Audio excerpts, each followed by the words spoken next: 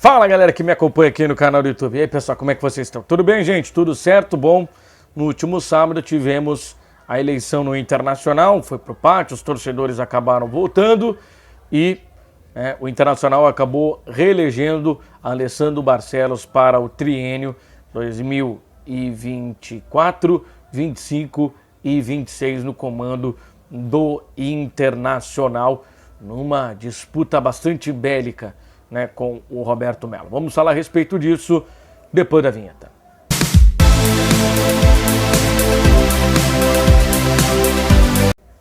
Mas antes de prosseguir com o vídeo, eu queria pedir para você se inscrever no canal, ativar as notificações clicando no sino, deixar o like, comentário e compartilhar. Bom, já se fala da eleição no Internacional muito provavelmente desde o começo do ano, né? Entrou 2023, já se falava de eleição do Internacional. E muita gente dizia, muita gente especialista, né, na política do clube falava que o futebol seria o termômetro para o resultado das eleições.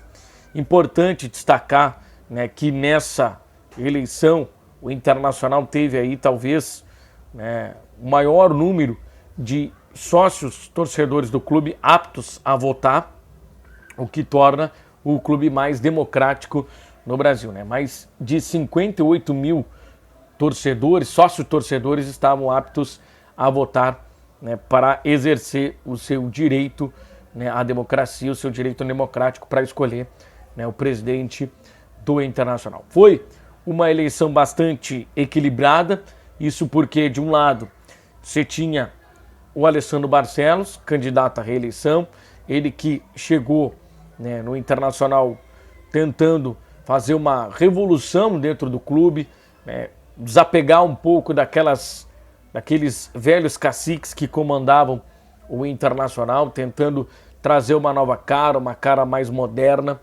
né, dentro do clube.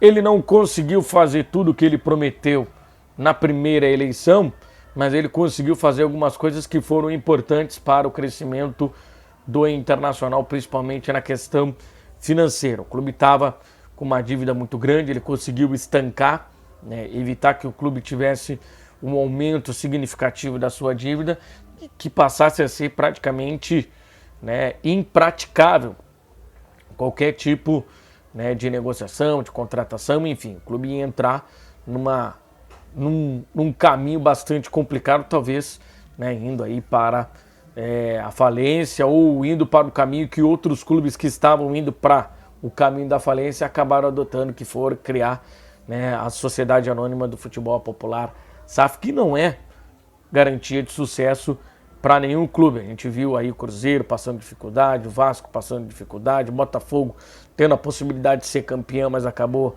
patinando na reta final. Enfim, ser SAF não é garantia absoluta de sucesso, mas é um caminho que alguns clubes acabaram adotando por conta, né, das questões das dívidas, né? Bueno, e o Alessandro Barcelos conseguiu fazer, né, bastante coisa, não tudo que ele queria. Montou uma espinha dorsal, 2023, principalmente o segundo semestre, foi bastante assertivo por parte do Alessandro Barcelos. De 3 anos de mandato, ele acabou acertando só nos últimos 6 meses, né? É complicado, mas tudo que ele fez nesses últimos 6 meses entrou para o lado do Alessandro Barcelos, que estava muito enfraquecido, principalmente por conta do futebol, né? O Inter teve eliminações vexatórias, né, desde vitória na Copa do Brasil, para o próprio Globo na Copa do Brasil, eliminações para o Olímpia na Copa Libertadores da América e outras eliminações que acabaram manchando bastante, né, a trajetória do Internacional, Caxias no Campeonato Gaúcho, Melgar na Copa Sul-Americana. Isso tudo acabou machucando, né, o torcedor do Internacional. Então, o torcedor colorado, ele tinha bastante desconfiança na sequência do Alessandro Barcelos, e é bastante justo isso, tá? É bastante justo isso, ter essa desconfiança.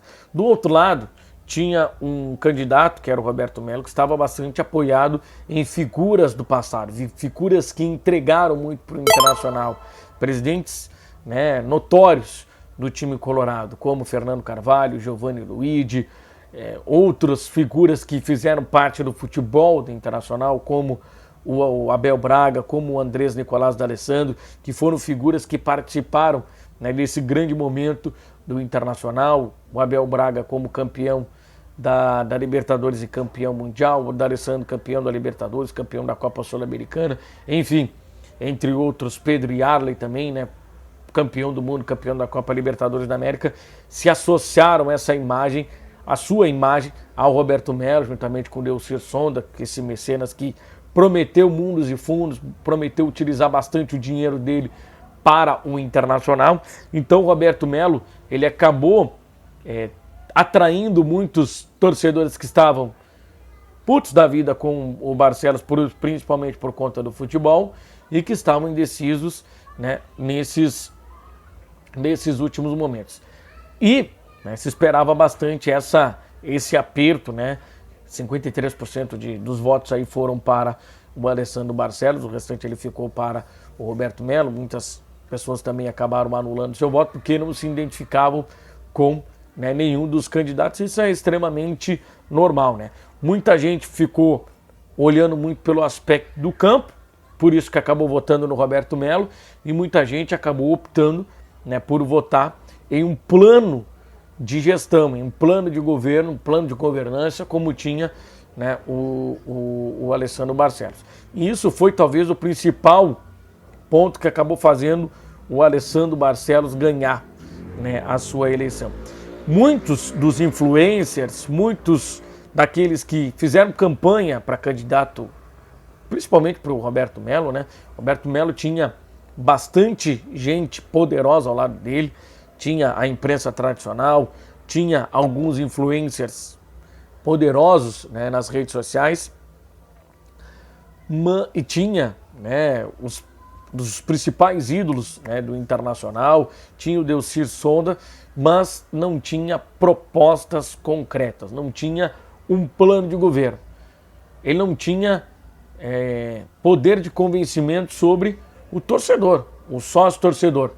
Aquele sócio-torcedor que é o cara que vota, que acompanha, que consome o Internacional. Então, esse torcedor, ele optou, né, pela continuidade, né, do Alessandro Barcelos, que fez 3 anos em que ele teve muito êxito, talvez, na gestão do clube, no modo total, mas pouco êxito no departamento de futebol.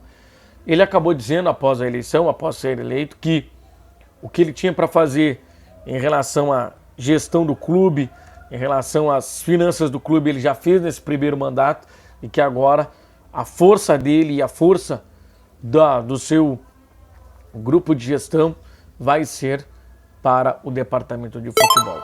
E aí, através, né, de muita força de outros torcedores, aqueles que, né, se engajaram bastante nas redes sociais, principalmente, né, no X, lá no Twitter, né, teve muita campanha pró Alessandro Barcelos, mas muita campanha pró Alessandro Barcelos, e fazendo justamente essas ressalvas que são ressalvas justas, né? Não é ninguém aqui estender o tapete pro Alessandro Barcelos, dizer que ele é o único candidato que tem proposta e não contestar algumas propostas dele, né? E não contestar algumas decisões que ele acabou tomando. Eu acho que a democracia funciona assim. Você pode dar, né, o seu voto, a sua confiança a tal candidato, mas obviamente que você vai ter o direito de cobrar dele, né, porque você entregou a ele o seu voto. Eu acho que deve funcionar muito isso agora com o Alessandro Barcelos. Ele vai ter, né, principalmente porque, né, a Chapa 2 teve, né, um número considerável, né, de cadeiras no Conselho Deliberativo, então vai ser, né, uma chapa bastante... O Conselho de Gestão vai ser bastante vigiado, né, pelo Conselho Deliberativo do Internacional. Mas acho que muitos torcedores vão ter agora um pouco de paz, porque agora nos próximos 3 anos, ou pelo menos até 2026, o Alessandro Barcelos vai ter aí, né, que comandar o Internacional, e obviamente que agora, segundo ele próprio, segundo todo mundo que vive o Internacional, setoristas, né, o pessoal que está ali diretamente ligado, esse pessoal entende que agora, né, o Inter chega mais forte financeiramente, vai poder fazer aí alguns investimentos, um time competitivo, vai ter continuidade no trabalho e de um trabalho bom. Então a tendência é que o Inter arranque um pouco à frente dos seus adversários para 2024 e quem sabe o Colorado consiga finalmente voltar a erguer taças, né? Eu acho que o Inter já passou por aquele processo de remontagem, de remodelação do seu departamento de futebol, de remodelação, né, da sua estrutura financeira.